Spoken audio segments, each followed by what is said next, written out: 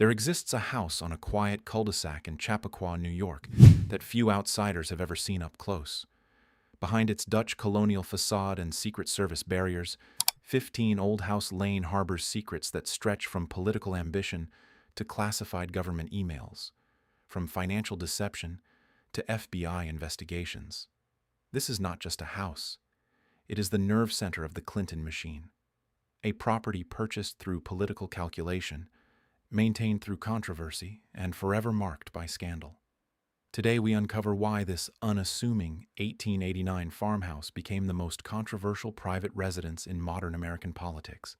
If you enjoy deep investigations into the hidden stories behind powerful families and their properties, please support this documentary by liking and subscribing. Now, let us step inside. The land remembers everything. Chappaqua. The name comes from the Algonquian word Chappaqua, meaning the rustling land, a place where nothing is heard but the wind. In the leaves. Quakers settled here in the 1730s, building a community rooted in silence, simplicity, and honest living. Their meeting house, constructed in 1753, still holds weekly gatherings to this day. Horace Greeley, the legendary newspaper editor who coined the phrase "Go West, young man," once called this hamlet home. His farmhouse still stands, a relic of a time when Chappaqua meant intellectual ambition, not political machinery. By the late 20th century, the hamlet had transformed into something its Quaker founders would barely recognize. One of America's wealthiest enclaves, median household income exceeding $250,000. Nearly half of all residents holding graduate degrees, hedge fund managers, corporate executives, and media figures settling into estates hidden behind old-growth trees. Tree-lined streets winding through wooded hills 30 miles north of Manhattan, close enough to the city for power, far enough away for privacy, the kind of place where discretion is a way of life, and where no one asks too many questions about their neighbors. At the end of a secluded cul-de-sac on Old House Lane sits the house. Built in 1889, a Dutch colonial farmhouse with a barn-like gambrel roof, 3 stories, 5 bedrooms, 4 bathrooms, an outdoor pool, and a converted red barn sitting on 1.1 acres of landscaped grounds. For over a century, it sat quietly, an honest structure in an honest community. Then the Clintons arrived, and everything changed. In 1999, Hillary Clinton had a problem. She wanted to run for the United States Senate in New York, but she had never lived in the state, not for a single day. She was born in Illinois, practiced law in Arkansas, and spent the previous 8 years in the White House. New York's residency requirements demanded a solution, and that solution was real estate. The Clintons needed a New York address, and they needed it fast. There was just one complication: money, or rather, the lack of it. Hillary Clinton would later tell the public that when they left the White House, they were dead broke. Millions of dollars in legal fees from the Lewinsky scandal, the Whitewater investigations, and the Paula Jones lawsuit had supposedly drained them completely. Banks, they claimed, refused to give them a mortgage. Picture that for a moment. A sitting president of the United States and a first lady about to run for Senate, unable to secure a home loan. Enter Terry McAuliffe, Clinton's longtime fundraiser, political operative, and the man who had raised an unprecedented $275 million for the Clintons throughout the 1990s. McAuliffe personally guaranteed the mortgage on the Chappaqua property. He put his own finances on the line so the Clintons could buy a house they supposedly could not afford. The purchase price was $1.7 million, slightly above the asking price of $1.675 million, because the Clintons outbid other buyers, dead broke, but outbidding the competition. McAuliffe's generosity would later attract its own scrutiny. As governor of Virginia, he was investigated by the FBI for his financial dealings, including connections to the Clinton Global Initiative and donations from a Chinese businessman with ties to China's government. The term bagman had followed McAuliffe for years. He once told the New York Times that he met all of his business contacts through politics, that it was all interrelated. Critics saw the Chappaqua purchase for what it arguably was: pure political calculation. Buying residency in an affluent community to launch what many called a carpetbagger Senate campaign. And the math never quite added up. Because simultaneously, while claiming financial devastation, the Clintons also purchased a $2.85 million Georgian mansion called Whitehaven near Embassy Row in Washington, two luxury properties totaling $4.55 million, acquired by a couple who insisted they had nothing. PolitiFact rated the dead broke claim mostly false. The Clintons secured a nearly $2 million loan from Citibank for the Washington property alone. Whatever their debts were, their access to capital was clearly not that of ordinary Americans facing financial hardship. The moment a former president moves in, nothing stays modest. Under federal law, Bill Clinton receives Secret Service protection for life. That protection extends to his residence, and the residence must be secured accordingly. Taxpayer-funded security upgrades worth over $1 million transformed the property almost overnight. The old red barn behind the main house was converted into a Secret Service facility, housing armed agents around the clock. Security cameras appeared on every angle. Reinforced fencing encircled the property. Concrete barriers materialized at the cul-de-sac entrance, blocking public access to what had been an open neighborhood road. Neighbors who had driven freely to the end of Old House Lane for decades now found themselves explaining their presence to federal agents. The new Castletown board eventually voted to restrict all traffic on the entire road to residents and approved visitors only. What had been a charming suburban dead end became a secured perimeter, a checkpoint in the middle of Westchester County. The house was no longer a home. It was a compound in the making. But the most consequential transformation happened where no one could see it. In the basement. When Hillary Clinton became Secretary of State in 2009, a private email server was installed in the basement of the Chappaqua house. Brian Pagliano, her IT specialist from the 2008 presidential campaign, set up and maintained the system. The server hosted clintonemail.com, the personal email address Clinton used for all official State Department business instead of the required government email system. She never disclosed this arrangement to State Department security personnel or senior officials. The Chappaqua basement had quietly become an unauthorized hub for classified government communications. Think about that. The nation's top diplomat, handling the most sensitive foreign policy communications on Earth, routing everything through a private server sitting in the basement of a house in suburban New York. Over 30,000 emails passed through that server. Federal agencies would later determine that more than 100 contained information that should have been classified at the time they were sent. 65 emails were deemed secret. 22 were deemed top secret. The server was not particularly well protected. For 3 months in 2013, it ran without any threat monitoring software at all. In 2012, hackers in Serbia scanned the Chappaqua server at least twice. During 2014, repeated intrusion attempts came from Germany, China, and South Korea.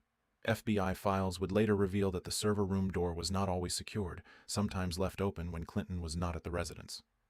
Then came the deletions. A technician managing the server destroyed approximately 33,000 emails that Clinton designated as personal. The FBI was only able to recover about 5,000 of them. The rest vanished. What was in those emails remains one of the great unanswered questions of modern American politics, and the answer, if it ever existed in physical form, lived in the basement of 15 Old House Lane. The FBI launched a full criminal investigation. Agents descended on the quiet Chappaqua property that had become the unlikely epicenter of a national security scandal. Brian Pagliano, the man who knew the server better than anyone, demanded and received immunity from prosecution before he would talk. His lawyer stated publicly that Pagliano had a reasonable fear of prosecution. The federal government only grants immunity when they believe a witness possesses unique information that cannot be obtained any other way. In July 2016, FBI Director James Comey delivered his verdict. Clinton and her aides had been extremely careless with classified information, but he recommended no criminal charges, concluding there was no evidence of criminal intent. The decision ignited a firestorm. The State Department's own Inspector General found the practice violated multiple federal records policies.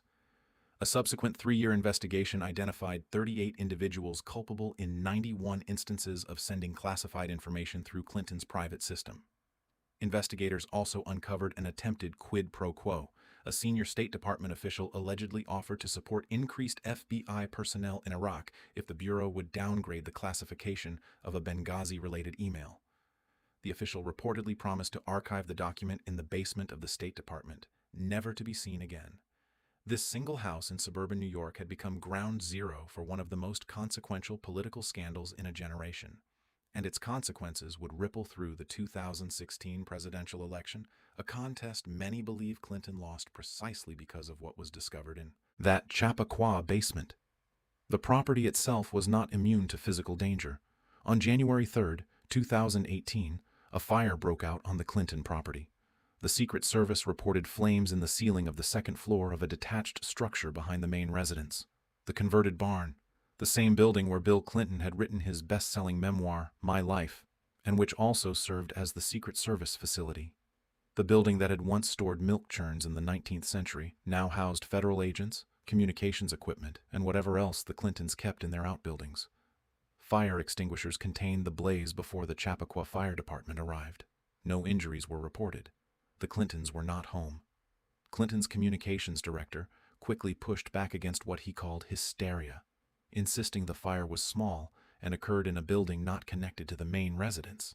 But the incident raised uncomfortable questions about what exactly was stored in those outbuildings and whether everything housed within them had been adequately protected or properly documented. Then, in October 2018, something far more sinister arrived at 15 Old House Lane. A pipe bomb.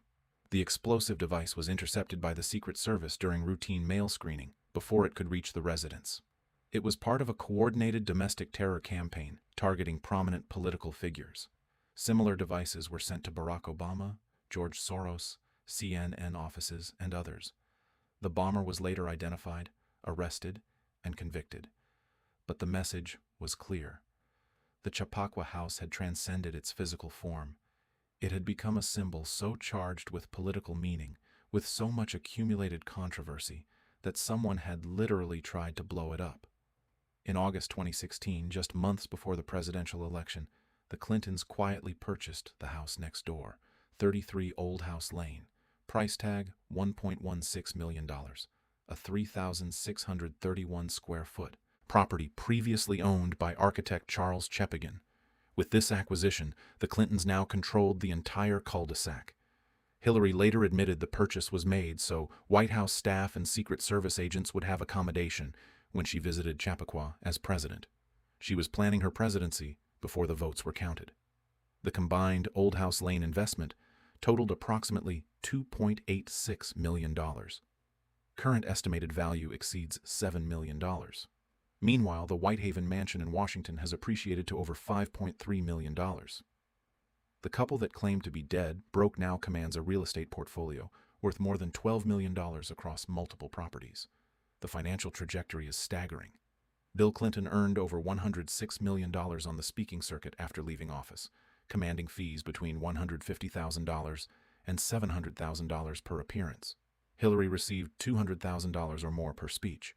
Forbes estimated the Clintons earned more than $240 million between 2001 and 2015. By 2004, just 5 years after their dead broke declaration, Hillary was ranked the 10th wealthiest member of the United States Senate. The Clinton Foundation and Clinton Global Initiative attracted donations from foreign governments, multinational corporations, and the wealthiest individuals on Earth. And the Chappaqua house sat at the center of it all. Strategy sessions in the living room, campaign planning in the study. The quiet farmhouse had become the headquarters of a political empire. Then came the shadow that had been circling for years. On February 26, 2026, the House Oversight Committee arrived in Chappaqua to question Bill and Hillary Clinton about their connections to Jeffrey Epstein. Hillary gave 6 hours of closed-door testimony at the Chappaqua Performing Arts Center, located in the former Reader's Digest headquarters just miles from the house. Bill was deposed the following day, becoming the first former president to testify before members of Congress in over 40 years. The questioning focused on Epstein's fundraising for the Clinton Global Initiative, Bill's flights on Epstein's private jet, and the nature of the Clintons' relationship with Ghislaine Maxwell. Bill acknowledged flying on Epstein's plane in 2002 and 2003 for foundation work. He stated that Epstein may have attended White House events during his presidency but could not recall specific interactions. Hillary said she had no recollection of ever meeting Epstein. The Clintons had initially refused to testify, resisting subpoenas for months. They relented only after both Republican and Democratic committee members voted to hold them in contempt of Congress. The proceedings required heavy security. Secret Service, Capitol Police, local Newcastle officers, and Westchester County Police surrounded the venue. dozens of media camped outside. The scandal that had consumed so many powerful figures had finally, formally, reached the doorstep of Chappaqua. Stand at the gates of 15 Old House Lane today. You will see concrete barriers, security cameras, restricted access signs. A house built in 1889 as a simple farmhouse now serves as a monument to political ambition, controversy, and the machinery of American power. The basement that housed classified government emails on an unauthorized server. The property purchased through political calculation to manufacture residency in a state the buyer had never called home. The compound that expanded to accommodate the infrastructure of anticipated power.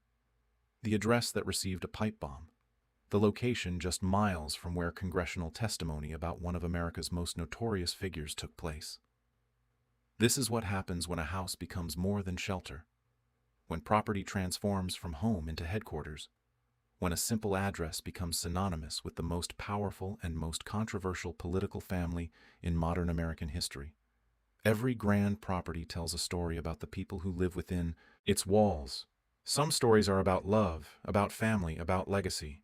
This one is about ambition, secrecy, and the uncomfortable machinery that sustains political power in America. The Clintons arrived in Chappaqua as political operators seeking residency. They transformed a hamlet whose name means the rustling land into a symbol of everything Americans question about their political class. The house endures, the scandals accumulate, and the rustling land now rustles with secrets that may never fully come to light.